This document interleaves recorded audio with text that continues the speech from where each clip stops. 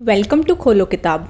आज हम क्लास 6 की वर्कशीट नंबर 37 करेंगे साइंस की, जो 30 नवंबर को आपको दी गई है।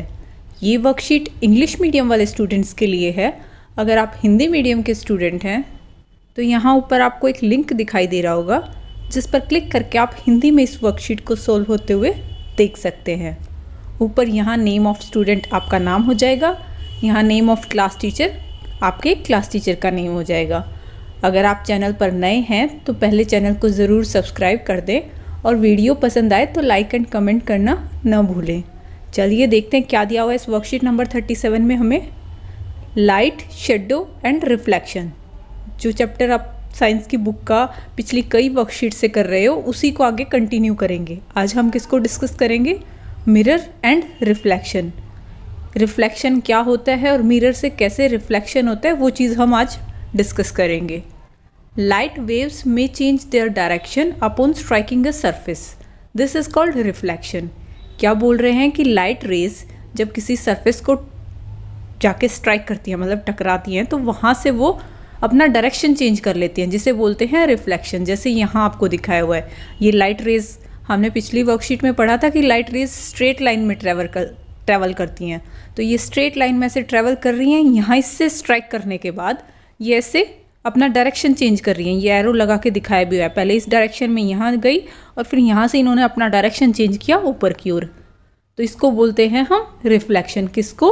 लाइट वेव्स का जो डायरेक्शन चेंज हुआ किसी सरफेस को टकराने के बाद। Mirror is an object which reflects light. Mirror एक ऑब्जेक्ट है जो रिफ्लेक्ट करता है लाइट को, मतलब लाइट के डायरेक्शन को चेंज कर देता है। Shiny and polished surfaces usually act as mirrors.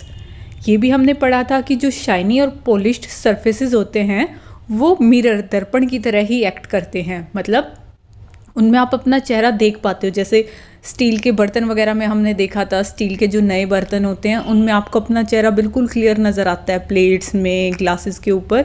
वो ऐसे मिरर ही काम करते हैं, क्योंकि वो शाइनी भी हैं और वो पॉलिश्ड भी हैं, नए नए जो बर्तन होते हैं। ऐसे ही हमने वाटर के ऊपर भी देखा था कि वाटर के ऊपर भी हमारी इमेज बन रही होती है, वो भी एज ए मिरर एक्ट कर रहा होता है।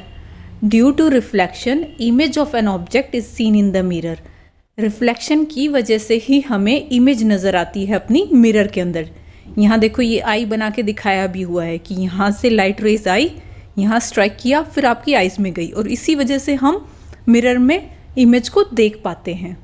Mirror changes the direction of lights falling on it. ये हमने शुरू में ही बताया था रिफ्लेक्शन की डेफिनेशन के अंदर ही, कि मिरर डायरेक्शन चेंज कर देता है जो लाइट उस पर फॉल करती है। ये यहाँ दिखाया भी हुआ आपको डायग्राम में।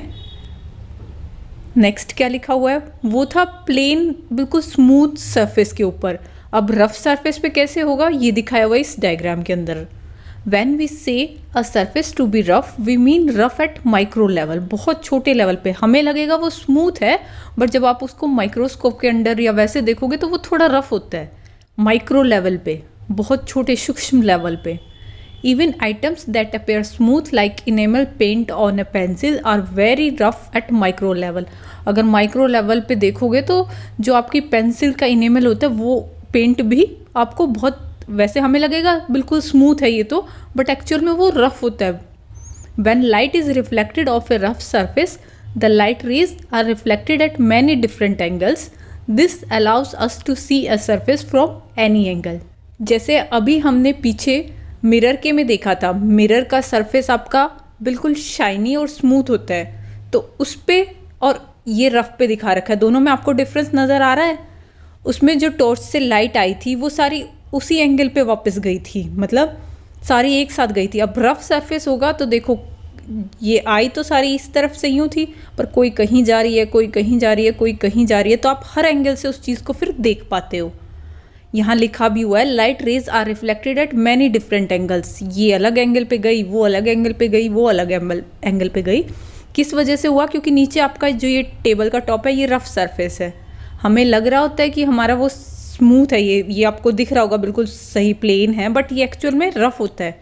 जैसे मैं अभी आपको एक दूसरे डायग्राम से दिखाऊं, ये देखो, ये प्लेन मिरर का था ऐसा सरफेस, बिल्कुल ही शाइनी और पॉलिश्ड और बिल्कुल स्मूथ। उस पर क्या होता है, इंसिडेंट रेज आई रिफ्लेक्टेड गई, इंसिडेंट आई रिफ्लेक्टेड गई, इंसिडेंट आई रिफ्लेक्टेड गई, मतलब रिफ्लेक्ट होके गई, उनको बोलते हैं हम रिफ्लेक्टेड रेज। और इंसिडेंट रेज जो आपकी आ रही थी किसी सोर्स से, टॉर्च से आ रही हैं या सन से, जहाँ से भी लाइट रेज आ रही हैं, वो इंसिडेंट रेज हो जाएंगी आपकी। ये है रेगुलर रिफ्लेक्शन। लेकिन अगर ये सरफेस, यहाँ मैं रफ सरफेस लूँगी तो ऐसे ये रफ दिखा दिया। अब देखो ये वाली इंसिडेंट रे ऐसे आई और इस तरफ को गई, ये वाली इधर आई और इस साइड को गई, ये वाली इधर आई और इधर गई। अब आपको दोनों में डिफरेंस नज़र आ रहा होगा, जो यहाँ दिखाया हुआ था और जो पीछे अभी देखा था हमने मिरर के केस में, ये डिफरेंट एंगल्स पे जा रही हैं और ये सेम एंगल पे जा रही थी। वही चीज़ आपको यहाँ एक्सप्लेन की हुई थी। अब क्वेश्चन आंसर देख लेते हैं। Let us practice now. First question इसमें दिया हुआ है, what is reflection of light. पूरी वर्कशीट में हमने रिफ्लेक्शन को ही पढ़ा है। क्या है रिफ्लेक्शन? कि जो आपकी लाइट रेज आ रही हैं वो किसी सरफेस से स्ट्राइक करने के बाद डिफरेंट एंगल पे डाइवर्ट हो जाती हैं। तो आप इसको कैसे लिखोगे? द लाइट वेव्स में change their direction upon striking the surface, this is called reflection. और उन रेज को क्या बोलते हैं हम? Reflected raise. इंसिडेंट रेज जो आपकी आ रही थी किसी सोर्स से वो, और जो ये वापस डायरेक्शन चेंज होने के बाद जा रही हैं, इन्हें बोलते हैं रिफ्लेक्टेड रेज। डिटेल में लिखना चाहो तो लिख सकते हो कि अगर स्मूथ सरफेस होगा तो सारी की सारी रिफ्लेक्टेड रेज आपकी सेम एंगल पे ही जाएंगी, और अगर रफ सरफेस होगा तो सारी डिफरेंट एंगल्स पे जाएंगी, क्योंकि वो सरफेस रफ हो गया जो अभी आपको एक्सप्लेन किया था। बट अभी सिर्फ रिफ्लेक्शन में आप इतना लिख दोगे, यही बहुत है। नेक्स्ट क्वेश्चन क्या दिया हुआ है? Define mirror.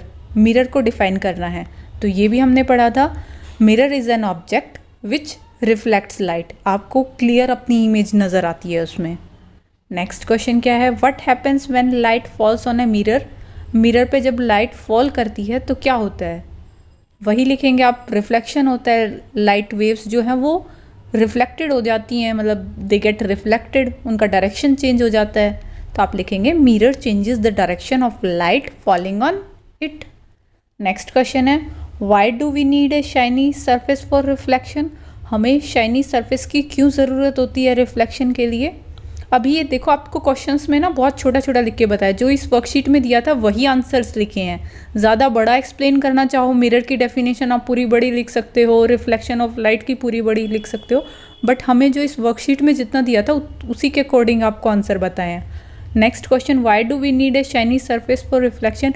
इसका आंसर हमें इस वर्कशीट में नहीं बताया था, बट हमें ये खुद से पता है, जितना अच्छा रिफ्लेक्शन होगा, जितना अच्छा आपका सरफेस होगा उतना ही सही आपका रिफ्लेक्शन आएगा। तो आप इसके आंसर में क्या लिखेंगे?